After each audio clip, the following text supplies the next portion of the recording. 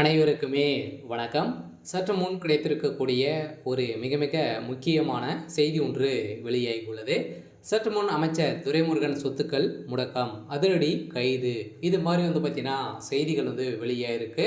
So 2 நாட்களுக்கு முன்னாடி அதிரடியாக அமைச்சர் துரைமுருகன் அவர்களுக்கு பார்த்தீங்கன்னா பிடிவாரண்ட் சென்னை சிறப்பு நீதிமன்றம் அதிரடியாக உத்தரவு போட்டிருந்த நிலையில உத்தரவின் அடிப்படையில் இப்போ அதிரடியாக இன்று காலை 10 மணி அளவில் அதிரடியாக பார்த்தீங்கன்னா அமைச்சர் துரைமுருகனுடைய வழக்கில் பார்த்தீங்கன்னா அவருடைய சொத்துக்கள் முடக்கப்பட்டதாகவும் அதேமாரி அவர் திடீர்னு பார்த்தீங்கன்னா கைது செய்யப்பட்ட போகிறதாகவும் ஒரு தகவல் வெளியே இருக்குது. இந்த தகவலின் அடிப்படையில் திமுகவுடைய அறிவாலயமே பெரும் அதிர்ச்சியில் இருக்காங்க. வருகின்ற சட்டமன்ற தேர்தல் வரப்போகுது. ஸோ அந்த சட்டமன்ற தேர்தலுக்காக பார்த்தீங்கன்னா திமுக ஒரு மிகப்பெரிய கூட்டணி வைக்கணும். இருந்தாலுமே அனுபவம் வாய்ந்த ஒரு அமைச்சராக இருக்கக்கூடியது தான் அமைச்சர் துரைமுருகன்.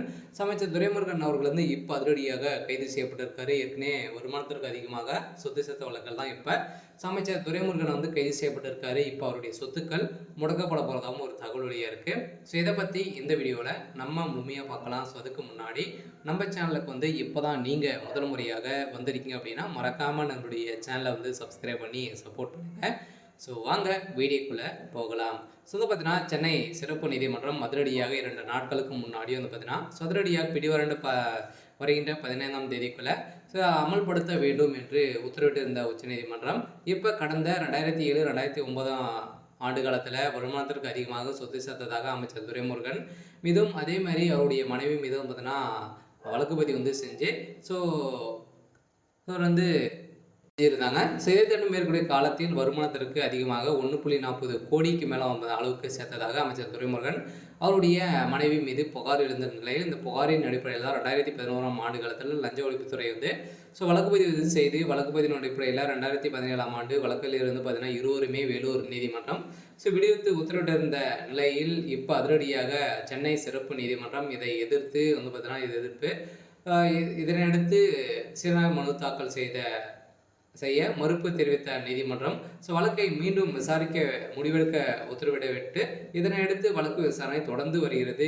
விசாரணையின் ஒரு பகுதியாக துரைமுருகன் அவரது மனைவி ஆகியோர் ஆஜராகின்ற நிலையில் தான் இன்று காலை அதிரடியாக அமைச்சர் துரைமுருகன் அதிரடியாக கைது செய்யப்பட்டதாக தகவல் ஏற்க வருகின்ற 15ஆம் தேதிக்குள்ள அமைச்சர் துரைமுருகன் கைது செய்யப்பட வேண்டும் அப்படின்ற மாதிரி சென்னை உச்ச சிறப்பு நீதிமன்றம் பார்த்தீங்கன்னா அதிரடியாக ஒரு தீர்ப்பு உத்தரவிட்டிருக்காங்க. இதன் இன்று காலை அமைச்சர் துரைமுருகன் கைது செய்யப்பட்டிருக்காரு.